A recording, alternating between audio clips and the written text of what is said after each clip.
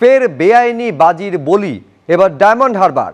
মজুত বাজির মশলায় আগুন লেগে বিস্ফোরণ, অষ্টম শ্রেণীর এক পড়ুয়ার মৃত্যু হয়েছে বলে অভিযোগ সামনে এসেছে। কি ঘটেছে আরো বিস্তারিত গৌতম মণ্ডল আমাদের বলতে পারবেন। গৌতম, দেখো সুপ্রজিৎ, এটা ডায়মন্ড হারবারের কানপুর ধানগড়িয়া গ্রাম পঞ্চায়েতের 12 জন গ্রামের ঘটনা।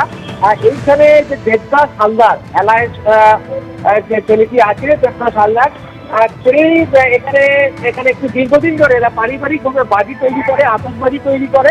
এবারে এইখানে যে বাজি, তার বাড়ির তার পেছনে একটা তাঁবুর মতো তৈরি করে বাড়ি তৈরি করে ফাঁকা মাঠ এলাকা। সেখানে আজকের বিকেল বেলা এই দেবদাস হালদার, তার এক আত্মীয় এবং এই যে 14 বছরের যে কিশোর যার মৃত্যু হয়েছে বিস্ফোরণের জেরে অগ্নিদগ্ধ হয়ে, সে রিজু পাইক স্থানীয় ভারতজন হাই স্কুলের 7ম শ্রেণীতে পড়তো, কিন্তু পরিবার জানাচ্ছে নিয়মিত স্কুলে যেত না। স্কুল ছুট ছিল এই রিজু পাইক।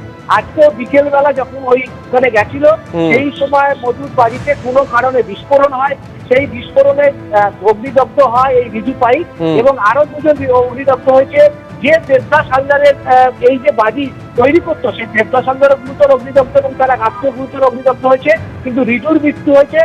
দমকল এসে আগুন নিয়ন্ত্রণে আনে, কিন্তু এই যে আগুন এই যে লাগলো, কি কারণে লাগলো সেটা দমকল এবং পুলিশ খতিয়ে দেখছে। আগামীকাল ফরেন্সিক দল আসছে, ফরেন্সিক দল এলাকা থেকে নমুনা সংগ্রহ করবে। এলাকায় ঢুকতে দেওয়া হচ্ছে না। ধন্যবাদ গৌতম।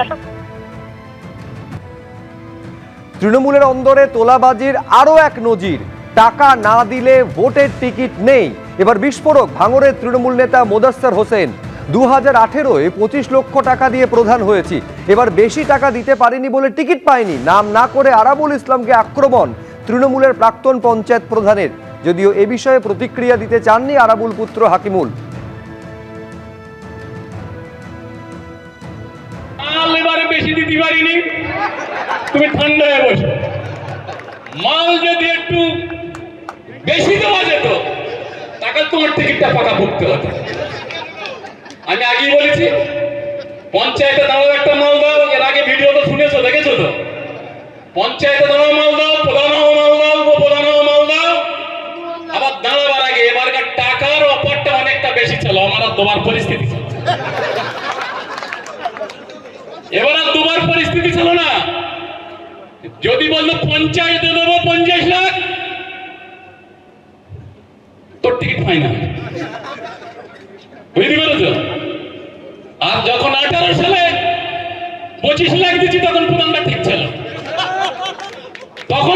ঠিক ছিল। তুমি 26 বছর ধরে একটা অঞ্চলের নেতৃত্ব দিচ্ছি, 16 বছর পঞ্চায়েত জেল দিচ্ছে। আমার মতন লোকের তুমি মাইনাস করে দিচ্ছ।